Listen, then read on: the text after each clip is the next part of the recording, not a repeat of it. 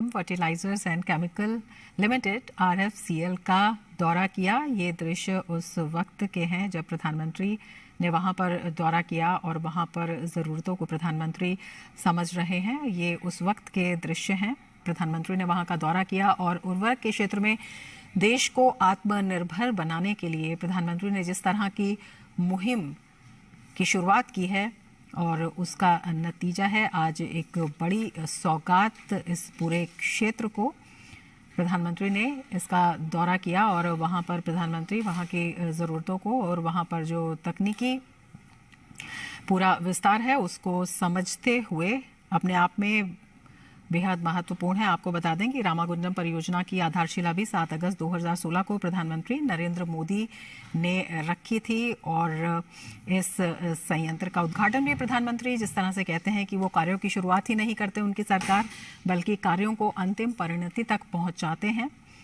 जिसका शिलान्यास करते हैं उसका उद्घाटन भी करते हैं। तो ये अपने आप में बेहद महत्वपूर्ण है, विशेषकर अगर हम रसायन और उर्वरक के क्षेत्र में देश को आत्मनिर्भर बनाने की बात करते हैं तो उस लिहाज से ये काफ़ी महत्वपूर्ण है। ये दृश्य आप उस वक्त के देख रहे हैं जब प्रधानमंत्री ने IFCL का दौरा किया था। ये उस वक्त के दृश्य हैं प्रधानमंत्री के दौरा करते हुए और वहाँ पर जो तकनीक है उसको समझते हुए वहाँ पर जो अधिकारी हैं उनसे बात करते हुए प्रधानमंत्री के ये दृश्य आप देख रहे हैं जब प्रधानमंत्री ने IFCL का दौरा किया था। तो ये बेहद महत्वपूर्ण अपने आप में भी हो जाता है, क्योंकि अगर हम देखें तो 2014 के बाद से ही प्रधानमंत्री मोदी ने कई सालों से बंद पड़े उर्वरक संयंत्रों के पुनरुद्धार के लिए विशेष प्रयास किए हैं और हमेशा स्वदेशी उर्वरक उत्पादन बढ़ाने के लिए और किसानों को उर्वरक की समय पर आपूर्ति पर विशेष ध्यान दिया जा रहा है। और ये पूरा संयंत्र इस दिशा में बेहद महत्वपूर्ण साबित होने वाला है, चाहे उर्वरक के क्षेत्र में आत्मनिर्भरता हो, चाहे किसानों को उर्वरक की समय पर आपूर्ति हो। तो मजबूत किसान, मजबूत तकनीक और आत्मनिर्भर भारत इस दिशा में बेहद महत्वपूर्ण। और ये दृश्य उस वक्त के हैं जब प्रधानमंत्री ने दौरा किया इस संयंत्र का और वहां पर अधिकारियों से बात करते हुए प्रधानमंत्री मोदी।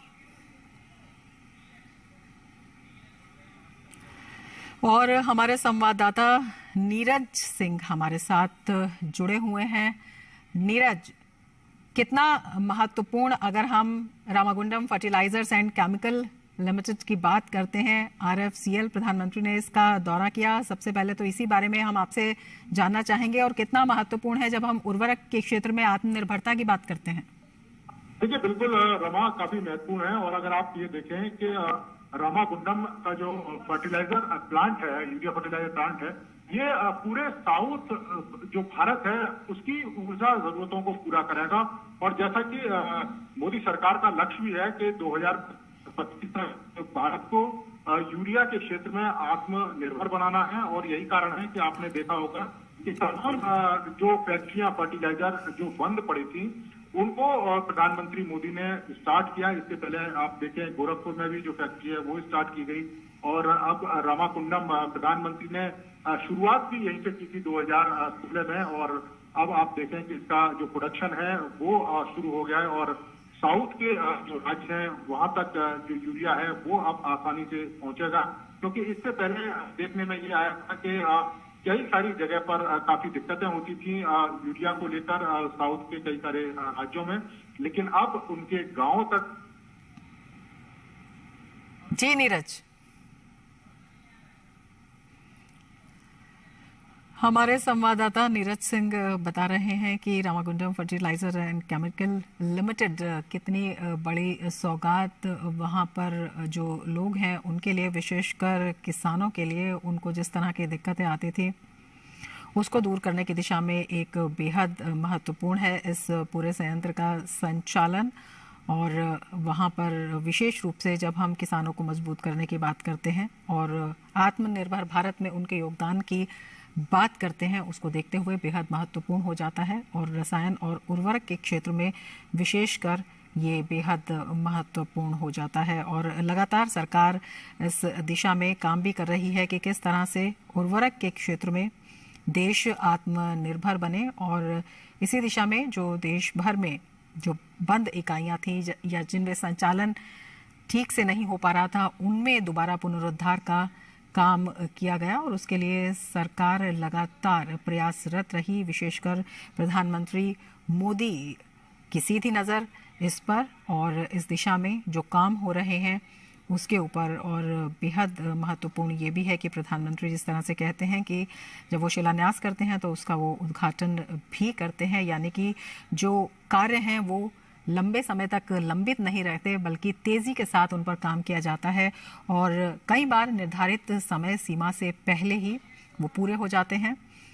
तो सरकार का विशेष प्रयास कि किस तरह से विभिन्न क्षेत्रों में आगे बढ़ा जाए और यहाँ पर अधिकारियों से बात करते हुए प्रधानमंत्री वहाँ पर जो लोग इस पूरे संयंत्र में काम में लगे हैं उनसे बात करते हुए उस तकनीक को समझते हुए कि किस तरह से ये एक बेहद महत्वपूर्ण मील का पत्थर साबित होने वाला है जब हम बात करते हैं उर्वरक की दिशा में आत्मनिर्भर भारत की। उसको समझते हुए प्रधानमंत्री मोदी, ये उस समय के दृश्य हैं जब प्रधानमंत्री ने इसका दौरा किया और वहाँ पर जो कार्य संचालन हुआ है उसका प्रधानमंत्री ने जायज़ा लिया।